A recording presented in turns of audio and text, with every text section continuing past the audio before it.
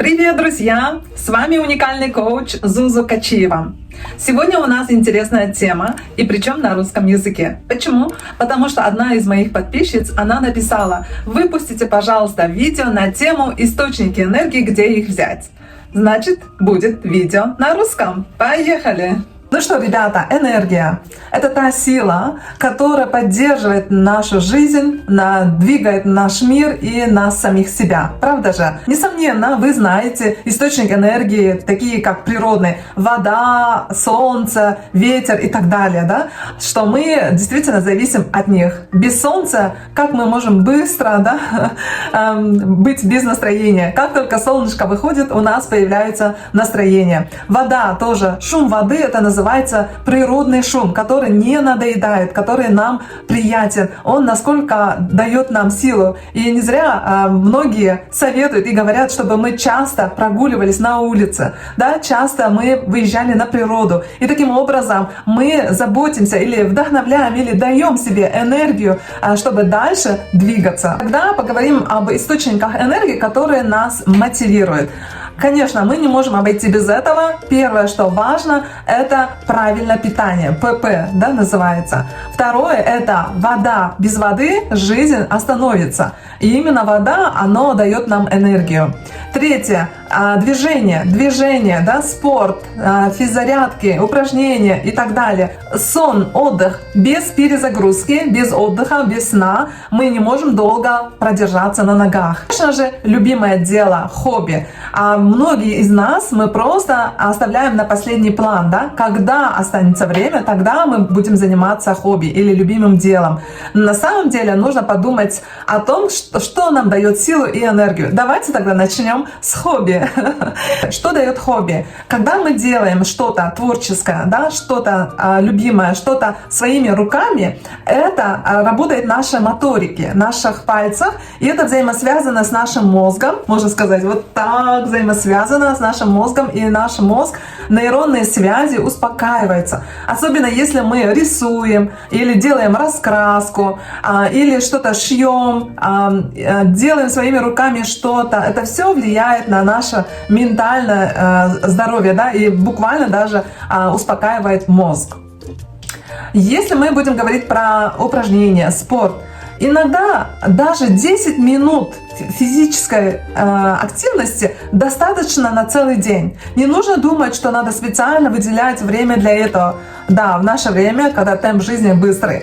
И 10-15 минут попробуйте каждый день делать 10-15 минут физической активности. Вы почувствуете и увидите, насколько этот день ваш продуктивный, и этот день эффективный и радостный. Потому что когда мы двигаемся, когда мы делаем спорт, идет химическая реакция и выделяются гормоны счастья. Поэтому необходимо выделять время для физических упражнений.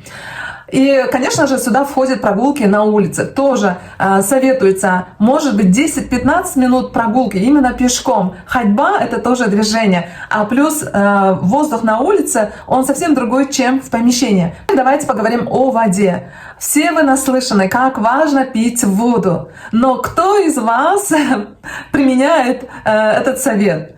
Мы думаем подсознательно, что кофе, чай, напитки — это все словно жидкость, и оно как бы заменяет воду, и этого достаточно. На самом деле для нашего организма все эти жидкости называются жидким питанием или жидкой едой, а не является водой, да? То есть именно только пресная, чистая вода может наполнять нас, очищать внутренние наши органы и давать нам энергию. Поэтому не забываем пить воду. Тоже ставим цель, чтобы постепенно увеличивать дозу воды. Если вы пили в день 3 стакана воды, то увеличивайте на 4 стакана несколько дней, а потом на 5 стаканов воды еще несколько дней. И таким образом вы дойдете до своей нормы, да? Сколько, в зависимости от вашего роста, килограмма, сколько воды потребуется, вы можете прогуглить и узнать, и достигать той цели. Поговорим про ПП, правильное питание. А у всех она будет по-разному. Не нужно думать, что нужно сесть на диету. Нет. ПП, правильное питание, для вас определите, что для вас правильное питание.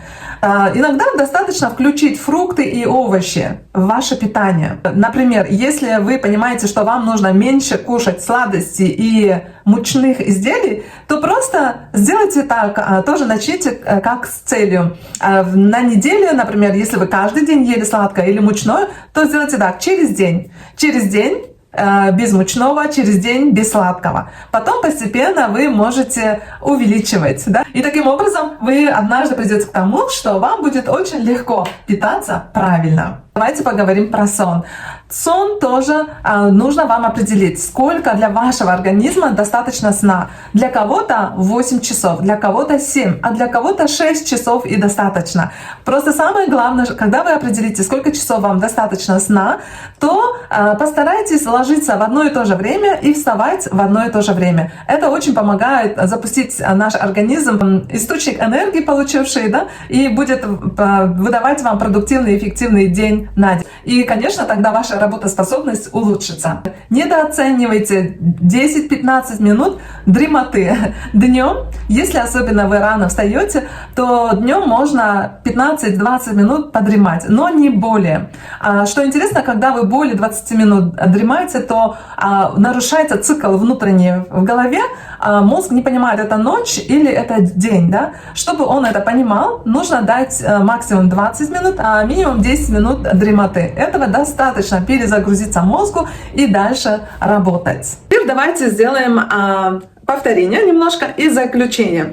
Смотрите, мы сегодня говорили, как источник энергии для мотивации нас, это ПП, правильное питание, это норма воды в организме, именно для вашего организма чистой, свежей воды. Физическая активность — это физзарядка, либо прогулки на улице. Также мы говорили про сон и отдых, который немаловажен для восстановления организма нашего.